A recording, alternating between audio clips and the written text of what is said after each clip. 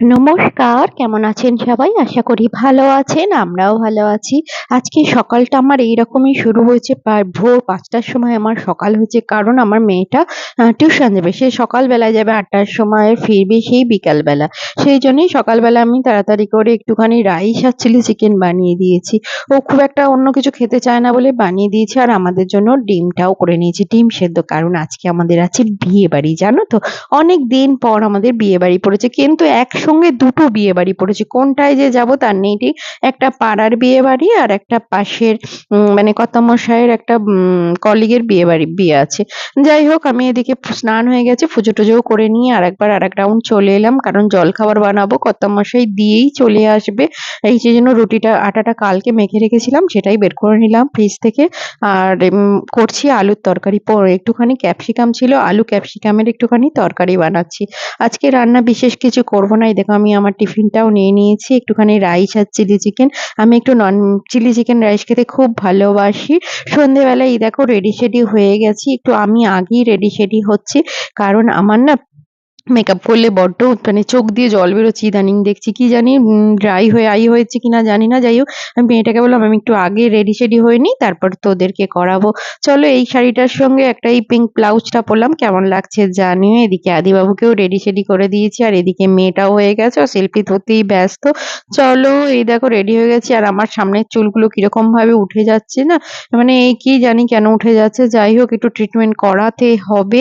আর এদিকে কর্তামশাই কি গিফট নিয়ে এসেছে দেখি। গিফট কিছু কেনা হয়নি গো।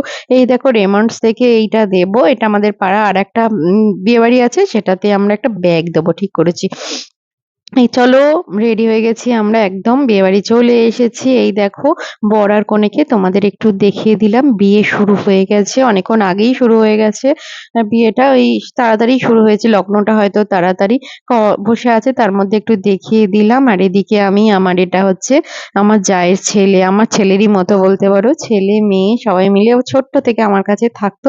সবাই মিলে এবার খেতে চলে এসেছি। আর এই বিয়েবাড়িটা না পুরো রেস্টুরেন্টের মতো, জানো তো? জানো এই খাবার জায়গাটা, এটা ৩ তলার, লিফটও আছে আর সিঁড়িও আছে। আর খাবার জায়গাটা বেশ সুন্দর, কিরম যেন মনে হচ্ছে রেস্টুরেন্টে খাচ্ছি, এরকম একটা ফিল হচ্ছে। আর আদিবাবু বেশ মজা পাচ্ছে কি। আর সবাই খুব একটা ভিড়ভাট্টা নেই, ওকে কেউ ডাকছে না কো। এখান দিয়ে পুরো রাস্তাটা দেখা যাচ্ছে। চলো, মেয়েটা গেছে নিচে ওর দাদার সঙ্গে, এখনো খাবার দিতে দেরি আছে বলি তোমাদের একটু দেখিয়ে দিলাম। এই দেখো, এবার মেনু কার্ড দিয়ে দিয়েছে। মেনু কার্ডটা না খুব সুন্দর করেছে, জানো তো? বাংলা ক্যালেন্ডার করেছে, জানো, মানে কেউ ফেলে দিতে পারবো না মেনু কার্ডটাকে, সেই জন্যই। এই দেখো বাংলা ক্যালেন্ডারের ইয়েটা দেখাচ্ছি তোমাদের। আর পিছনে রয়েছে খাবারের লিস্ট। খাবারে অনেক কিছু আছে, ফিশ বাটার ফ্রাই আছে, পনির বাটার ফ্রাই আছে, সালাড, বাটার নান, পনির বাটার মশলা, বাসন্তী পোলাও, মাটন কষা, চিকেন কষা, মাছ, ছানার কালিয়া, চাটনি, পাঁপড়, রসগোল্লা, সন্দেশ, আইসক্রিম, পান, সবকিছুই তোমাদের দেখিয়ে দিলাম। এবার আদিবাবু ফিশ বাটার ফ্রাইটা খেতে খুব ভালোবাসছে। ওর জন্মদিনে ফিশ বাটার ফ্রাইটা করবো ভেবেছিলাম, সেরকম ভাবে করা হয়নি। আর ওর জন্মদিনে কিছু খেতেও পারিনি। আজকে না ফিশ বাটার ফ্রাইটা খাচ্ছি। ফিশ বাটার ফ্রাইটা খুব একটা ঝাল হয় না।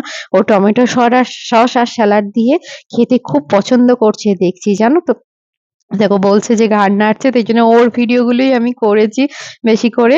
ও খুব ভালোবাসছে খেতে। এরপর তো একটা বাটার নান আছে, ওটা ও শুধু খাবে, পনির দিয়ে খেতে পারবে না হয়তো, কিন্তু খাচ্ছে, জানো তো? আমার বেশ শান্তি লাগছে, বেশ বড় হয়ে গেলে বাবু আমার এই আস্তে আস্তে খাচ্ছে। এই দেখো পনির বাটার ফ্রাই, ওকে একবার দিতে চেষ্টা করলাম গ্রেভিটা বাদ দিয়ে, কিন্তু ও খেতে পারলো না। সেই জন্য বললাম শুধুই খাই। দেখো শুধুই খাচ্ছে। এরপর পোলাও এসে গেছে, ওর পছন্দের ডিশ পোলাও। কিশমিশ গুলো আলাদা করে রাখে, ও পরে খাবে। মাংস যেহেতু খেতে পারবে না, মাটন আছে, মাটনটা আমি নিয়ে নিয়েছি। এই দেখো বেশ নরম হয়েছে মাটনটা। খেতে তো মানে বিয়েবাড়ির রান্না বান্না তো দারুণ সুন্দর হয়েছে যাকে বলে। বেশ নরম। পোলাও বাসন্তী পোলাও কম্বিনেশনটা খুব। এই দেখো আদিবাবুর প্লেট পুরো ফাঁকা। রসগোল্লা সন্দেশটা তোমাদের দেখালাম না, চাটনি পাঁপড় আর তার সঙ্গে আইসক্রিম। আদিবাবু যা বায়না করে আইসক্রিমের জন্য, আইসক্রিমটা নিতেই হলো, বাড়িতে গিয়ে খাবে। দেখো বাড়িতে চলে এলাম, আসার পর মা ফোন করেছে।